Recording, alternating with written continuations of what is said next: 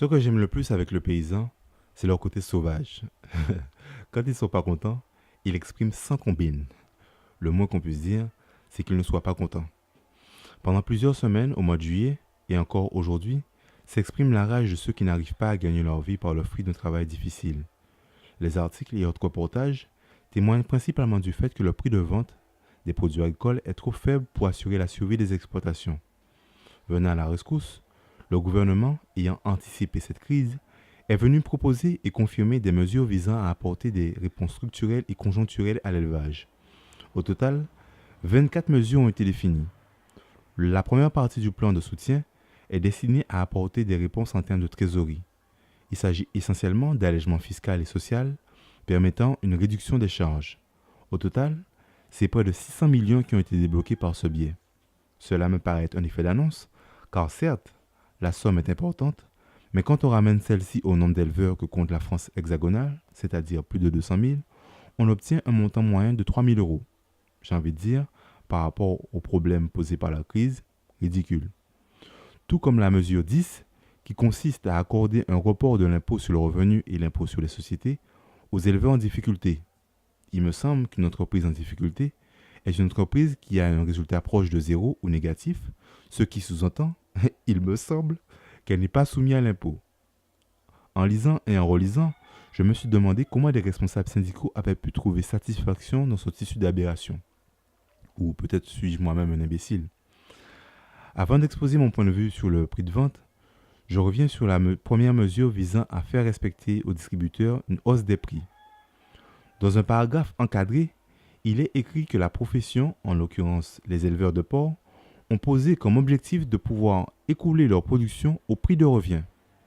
Effectivement, il est possible d'introduire dans le prix de revient la totalité des charges de l'alimentation à l'impôt en passant par le revenu du fermier.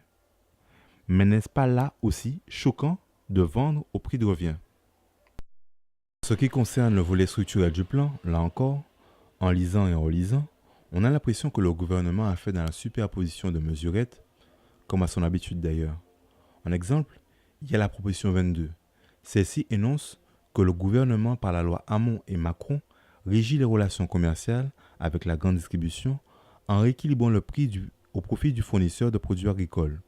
Pourtant, quand on se réfère à l'article L441-8 du Code du commerce, on ne voit rien d'autre que du vent.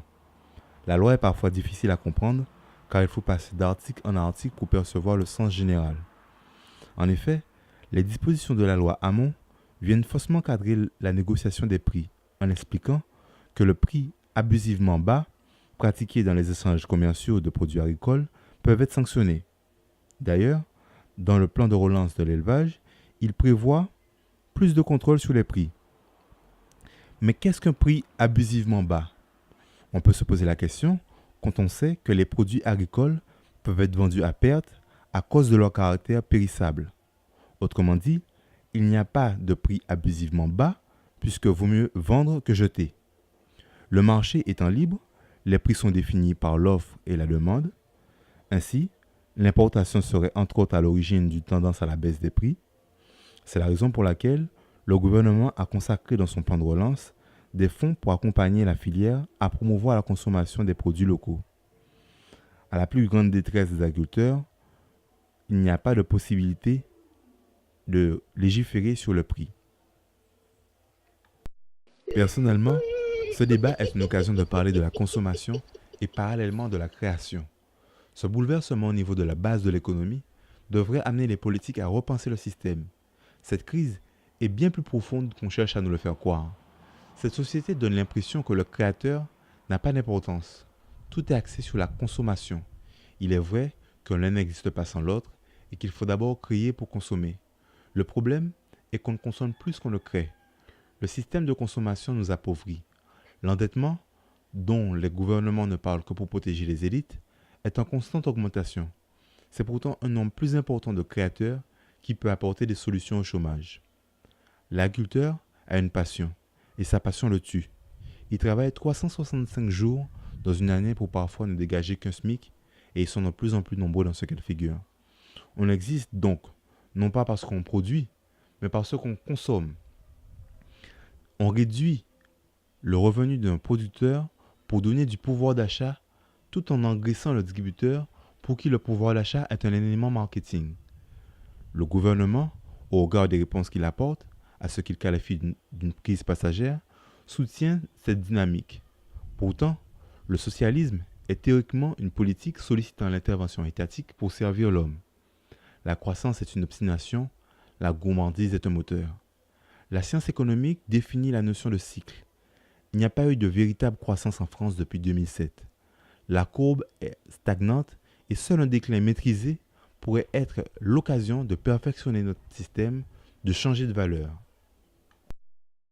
Pour revenir sur le problème de prix auquel sont confrontés les agriculteurs, simplement, ils demandent d'avoir la possibilité d'augmenter leur marge par le prix et par des charges moins importantes. Il me semble qu'il serait juste socialement d'apporter un véritable support législatif pour protéger les agriculteurs hors grande culture. Dans le cadre des négociations avec les distributeurs, il faudrait fixer un taux de marge minimum. Ce taux serait appliqué un coût de revient par département. La fixation du prix a un aspect rigide qui peut influencer la consommation à la baisse. Aussi, cela sous-entend une inflation qui a pour conséquence une réduction de l'épargne, une augmentation des taux d'intérêt au crédit. La machine économique a besoin de nouveaux réglages. Bizarrement, le gouvernement ne les voit pas. Ils ont des lobbies de porc dans le cul. Aussi, et les possibilités sont multiples, il pourrait être envisagé une TVA réduite sur les produits frais afin d'atténuer les augmentations de prix. 3 ou 4 points de TVA en moins sur les 40 milliards de production agricole française peuvent être plus bénéfiques dans une transposition sur le marché du luxe qui génère 250 milliards. Le prix pour le consommateur de luxe n'ayant aucune importance. Ceci dit, il y a de plus en plus d'obèses dans nos sociétés. Mais que pensent les républicains? Je ne me suis même pas intéressé à leurs critiques. En passant devant la télé, j'en ai entendu un argumenter avec aplomb que la réduction des charges d'exploitation était une nécessité. Il débarque, me suis-je dit. 40 années de perfectionnement productif pour arriver au top de la technologie et encore réduire des charges. Si encore il parlait du dispositif social et fiscal. Bref, enfin. Et l'autre nain, que disait-il? Agriculture, on n'est pas aux 35 heures, hein? Moi non plus. Ouais, nous non plus. Voilà, nous on n'a rien. On vivote. Franchement, et moi je suis pas propriétaire de 40 hectares, hein. Ok. Ouais, mais vous avez autre chose en banque peut-être, hein? Chacun son truc. Ah non, pas. Ah non,